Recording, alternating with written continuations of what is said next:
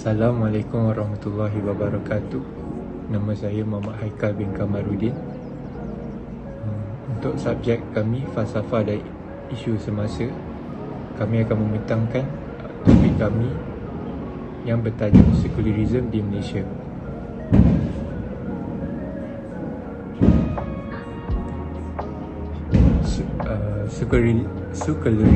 Sekularisme adalah satu fahaman atau falsafah yang memisahkan agama dan kehidupan dunia seperti pentadbiran, politik, ekonomi dan sebagainya.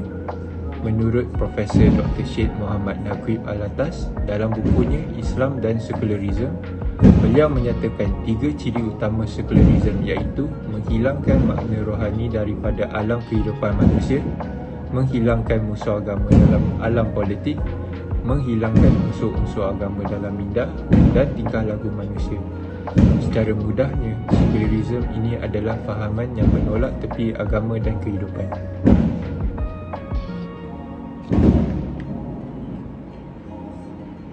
Asal-usul falsafah ini bermulanya pada zaman kegelapan Eropah. Pihak gereja menguasai sistem pemerintahan dan pada ketika itu pihak gereja telah menubuhkan satu mahkamah dan fungsinya adalah untuk menghapuskan dan menghukum pihak-pihak yang menentang pendapat pihak gereja. Keputusan itu menyebabkan timbulnya kesedaran masyarakat dan titik permulaan penentangan dan perkembangan pemikiran sekular dan sekularisme. Namun, sekularisme bertapak di negara-negara barat lebih kurang 200 tahun lalu apabila sains dan teknologi membuktikan kebanyakan soal duniawi yang sebelum itu ditentukan pihak gereja banyak yang mengarut dan tidak masuk akal. Walaupun timbul gerakan anti-agama, agama tetap berkembang kerana ia adalah keperluan rohani manusia. Kebebasan agama dan budaya sememangnya dipertahankan oleh kebanyakan sistem demokrasi, terutamanya di barat dan beberapa negara di timur. Untuk objektif kajian kami, salah satunya adalah membincangkan asal-usul pembentukan sekularisme dan status sekularisme pada masa kini. Kedua, membincangkan pandangan Islam terhadap sekularisme. Ketiga, membincangkan isu-isu sekularisme di Malaysia. Dan keempat, membincangkan implikasi dan kesan memupuk falsafah sekularisme.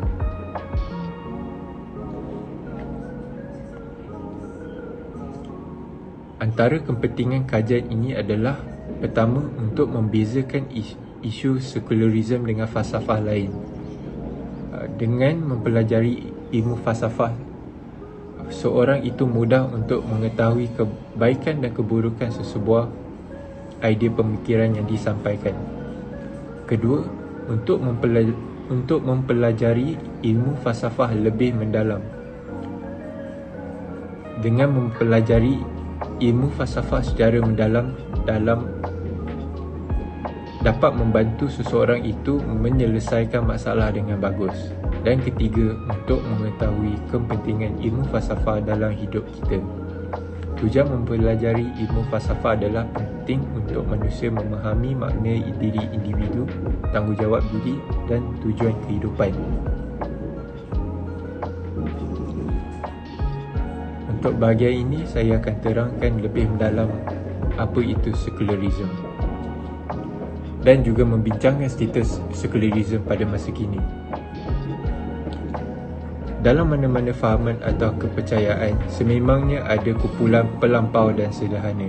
Sekularisme juga tidak terlepas daripada kewujudan golongan ini.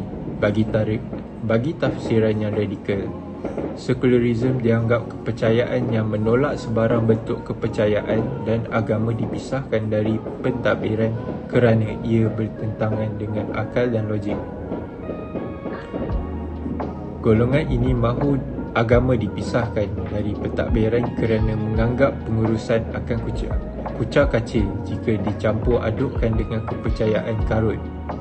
Mereka biasanya menggunakan alasan Eropah pada zaman gelap yang hidup penuh ketakutan kerana kehidupan dikuasai pihak gereja yang bersekongkol dengan raja-raja yang setengahnya didakwa menjadi wakil tuan di dunia.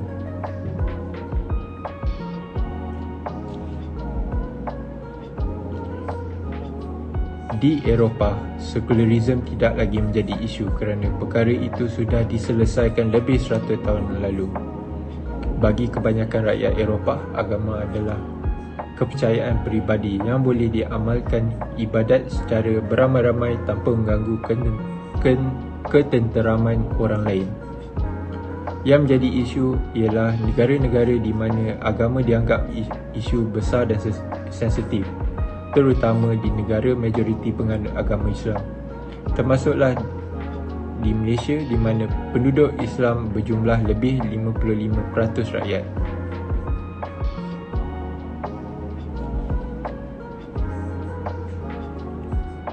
Terdapat juga beberapa pemimpin negara yang menegur penolakan ilmu sekularisme dari diaplikasikan dan dibincangkan dalam medan pendidikan.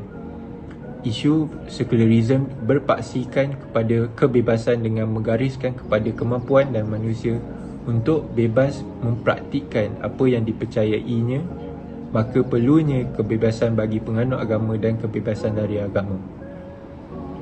Isu negara Islam sekular yang kini kembali dibincangkan dalam medan yang lebih terbuka serta dengan bantuan media sosial dan globalisasi.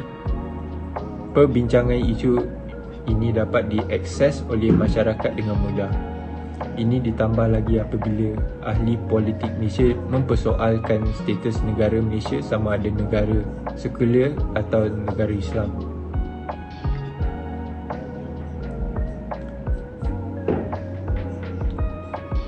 Malaysia memilih untuk tidak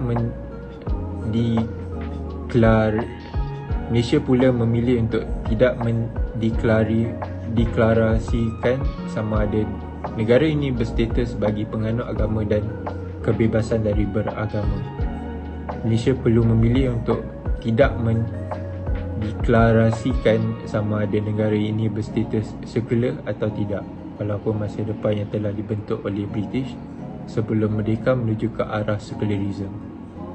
Media dan wacana politik kerap menimbulkan persoalan mengenai status negara Malaysia sama ada pernah atau akan menjadi sebuah negara sekular atau secara halus dengan penyataan negara Islam. Nama penyataan ini tidak mengubah visi dan hakikat rakyat Malaysia mempunyai pandangan yang sering berbeza untuk masa depan negara. Assalamualaikum warahmatullahi wabarakatuh. Saya Khairul Syahmi bin Azman daripada CS230. Jadi kali ini saya akan membentangkan subtopik berkaitan dengan pandangan Islam terhadap sekularisme. Seperti yang kita tahu, kumpulan sekularisme ini menolak sebarang bentuk keagamaan di dalam diri mereka dari segi politik, ekonomi dan sosial, atau istilahnya freedom of religion. Hal ini berjanggah dengan ajaran Islam yang mengajak umatnya untuk menerapkan sesuatu istilah berlandaskan Al-Quran, hadis dan sunnah untuk dijadikan sebagai rujukan. Allah juga berfirman dalam surah Al-Baqarah ayat kedua, A'udzubillahi minasyaitonirrajim, Dzalikal kitabu la raiba fihi hudan lil muttaqin, yang membawa maksud kitab Al-Quran ini tidak ada keraguan padanya, petunjuk bagi mereka yang bertakwa. Terusnya, segala gerak laku Muslim sentiasa terikat dalam lingkungan bidang kuasa syariah dan segala aktiviti seorang Muslim dianggap satu ibadah jika ia dilaksanakan menurut perintah-perintah Allah SWT. Terdapat beberapa tokoh ilmuwan menentang sekularisme dan perlu ditangani, antaranya ialah Al-Attas. Beliau menyatakan bahawa sekularisme perlu ditangani dengan cara dan kaedah yang tepat, iaitu dengan melalui penyebaran ilmu yang komprehensif. Beliau menyatakan bahawa masalah ini bukan bersifat zahir seperti politik, bahkan kesilapan dalam memberikan makna ilmu. Pada pandangan beliau, bahawa mereka yang terpengaruh dengan sekularisme sebenarnya disebabkan kekeliruan dalam menerima ilmu atau makna ilmu. Hal atas juga berpendapat bahawa kesilapan yang dilakukan oleh sekularisme adalah pembebasan alam dari unsur-unsur keagamaan. Hal atas juga berpendapat penghilangan nilai-nilai keilahian pada alam tabi'i merupakan istilah yang dipinjam ilmuwan barat yang mengatakan alam tabi'i harus dibebaskan dari unsur-unsur keagamaan dan menghapuskan makna-makna rohani dan dewa-dewa dari alam tabi'i. Seterusnya, Yusuf Qaradawi juga tidak ketinggalan dalam mengkritik terhadap sekularisme yang mana telah mengeluarkan banyak buku, makalah dan tulisan ilmiah terhadap sekularisme. Beliau telah meramalkan akan kemunculan pemahaman sekularisme di dalam Islam. Beliau turut mengatakan bahawa telah terjadi konflik antara pemikiran Islam, sekular serta etis. Menurut Yusuf Qaradawi, konflik ini terjadi akibat kolonialisme yang menjajah dunia Islam, yang mencabut Islam ke akar-akarnya. Jadi sekian itu saja daripada saya tentang pandangan Islam terhadap sekularisme. Sekian, terima kasih. Assalamualaikum warahmatullahi wabarakatuh. Nama saya Nur Fatihah binti Jalaluddin. Jadi untuk grup projek ni saya akan membentangkan berkenaan dengan faktor kemunculan sekularisme. Terdapat 3 faktor kemunculan sekularisme, iaitu faktor pendidikan, faktor agama dan kepercayaan serta faktor politik dan undang-undang. Okay, untuk yang pertama adalah untuk faktor pendidikan. Sekularisme ni bermula dengan penulisan yang berunsurkan sekular liberal dan mula disebarkan kepada ruang publik umum. Jadi kekeliruan dalam pendidikan Islam wujud dan ketara dalam kebanyakan negara Islam yang bertegaskan kepada kaedah tradisional Islam yang lebih menekankan ritual ibadat dan fardu ain semata-mata. Jadi terdapat kajian berkenaan sekularisme yang menggunakan pengetahuan dan informasi sebagai pemboleh ubah kepada pendedahan sekularisme. Disebabkan perkara itu, ia meletakkan pendidikan ini sebagai punca kepada ideologi sekularisme. Tokoh-tokoh Islam sekular liberal di Asia ni kebanyakannya mempunyai latar belakang pendidikan Islam yang tinggi. Sebagai contoh, penduduk Islam liberal di Indonesia antaranya Abdul Rahman Wahid, Harun Nasution dan yang lain.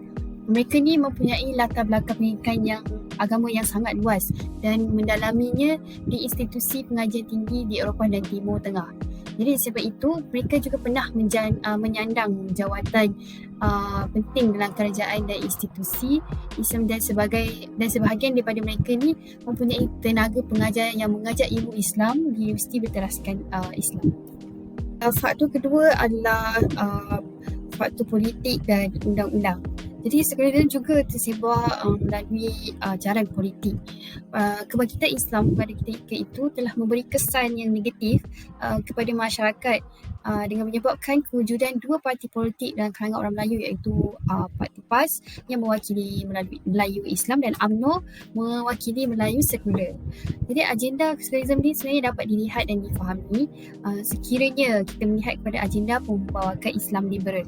Perdebatan mengenai agama dan cara hidup ini dianggap isu peribadi di dalam identiti politik sekular. Ini kerana sekularisme adalah jalan untuk mencapai modernisasi dengan mengubah struktur politik dan hubungan antara masyarakat serta hubungan antara pemerintah dan golongan yang diperintah. Jadi untuk mencapai tahap modernisasi ini, perintah yang berautoritikan agama dan ahli agama yang memegang kuasa politik pentadbiran negara perlu dikecualikan untuk mencapai agenda sekular ini.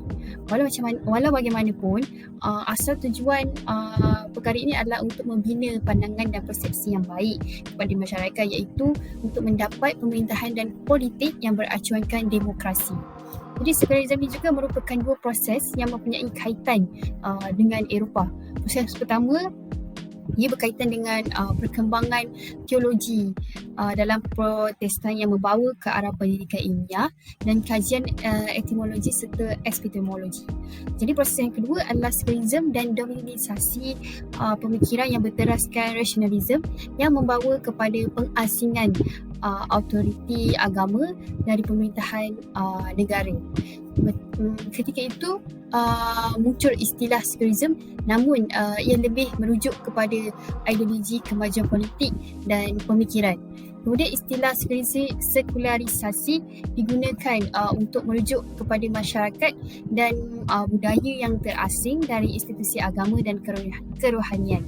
Ketika ini, agama dan kepercayaan individu atau masyarakat dilihat sebagai ancaman kepada proses untuk mencapai kemajuan.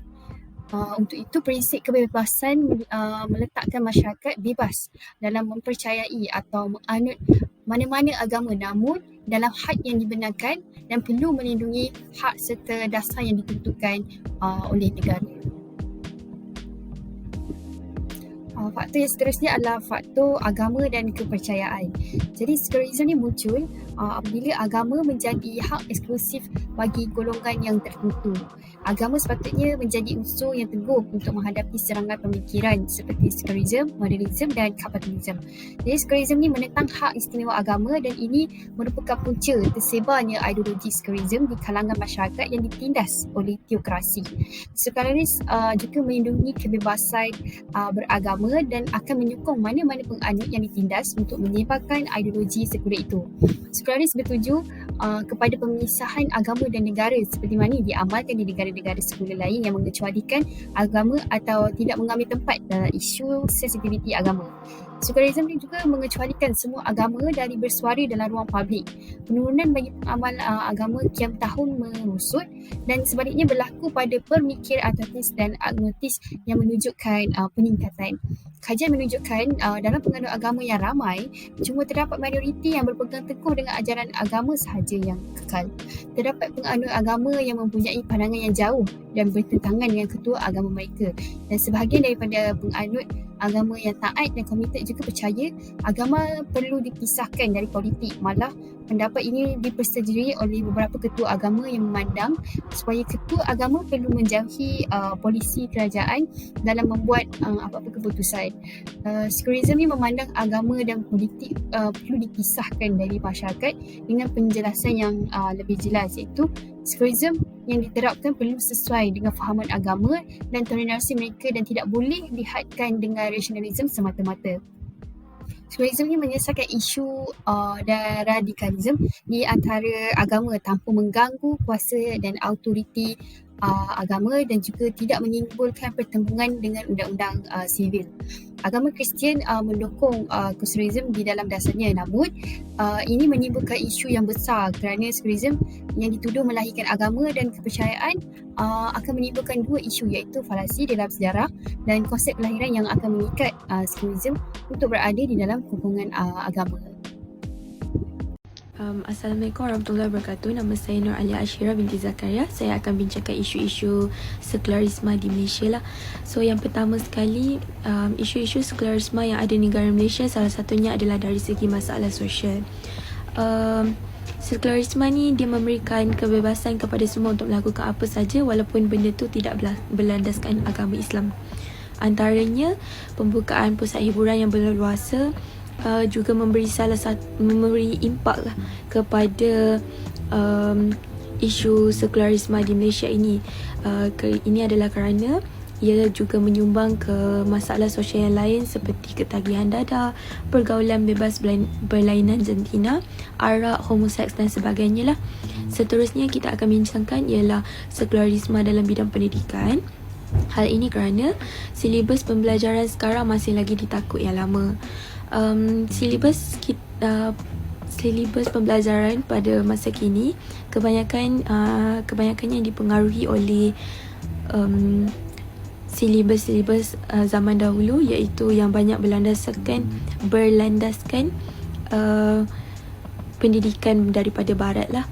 So benda ni akan menjadikan satu jurang untuk kanak-kanak pada masa sekarang supaya untuk mereka lebih faham tentang agama, kerana mereka memerlukan kelas lain untuk belajar agama. Seterusnya dalam bidang politik ia juga memberikan kesan. Ini adalah kerana di Malaysia kita mempunyai pelbagai bangsa dan agama. Jadi untuk melakukan sebarang hukuman berlandaskan agama Islam agak sukar. Ini adalah kerana ia mungkin akan mendapat tentangan daripada agama-agama lain lah yang berada di Malaysia. Okey, seterusnya saya akan sambung kepada implikasi sekularisme. Yang pertama, sekularisme semestinya akan memberikan implikasi terhadap individu, masyarakat dan juga negara. Untuk individu yang mengamalkan fahaman sekularisme ini adalah individu yang berlandaskan hawa nafsu semata-mata. Ini adalah kerana mereka perlu belajar untuk mengimbangi kehidupan dan agama masing-masing. Mereka juga perlulah mengawal keinginan diri mereka supaya tindak laku mereka tidak akan terjerumus ke kancah maksiat. Dalam agama Islam, kita juga telah diajar untuk sentiasa mempunyai batasan apabila melakukan sesuatu perkara. Contohnya batasan dalam pergaulan. Saya percaya bahawa batasan dalam pergaulan perlulah ada, kerana pergaulan yang berlebihan akan lebih banyak buruknya daripada kebaikannya. Individu yang mempunyai jiwa kosong akan lebih terpengaruh untuk mengisi kekosongan mereka dengan perkara-perkara yang buruk lah. Contohnya seperti pergi ke pusat hiburan.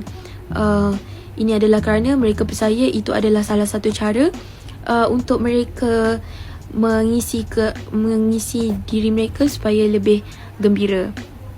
Seterusnya, pada dalam kalangan masyarakat, identiti agama ni akan ditolak dalam kehidupan. Untuk pada masa zaman sekarang, kita dapat lihat golongan LGBT, iaitu lesbian, gay, bisexual dan transgender, mereka lebih terbuka dan berani untuk menyuarakan pendapat dan mereka memperjuangkan hak-hak mereka, di mana kadang-kadang hak-hak yang mereka perjuangkan itu adalah melebihi batasan agama, dan mereka merasakan mereka juga manusia dan mereka layak untuk mendapat hak-hak kemanusiaan. Tapi jika kita kaji semula, itu adalah bertentangan dengan agama Islam. Seterusnya, poin terakhir saya adalah implikasi terhadap negara. Negara yang sekular selalunya lebih sukar untuk mengawal rakyat-rakyatnya. Ini adalah kerana, contohnya di Malaysia, kedudukan agama Islam adalah sebagai agama persekutuan. Jika kita mengamalkan sekularisme, ini akan menjadikan agama persekutuan itu goyah. Ini adalah kerana kita mempunyai banyak bangsa dan agama di dalam Malaysia. So, jika kita amalkannya, bangsa-bangsa negara lain, bangsa-bangsa lain juga akan lebih menentang kerana agama mereka tidak dapat layanan yang sama seperti agama Islam.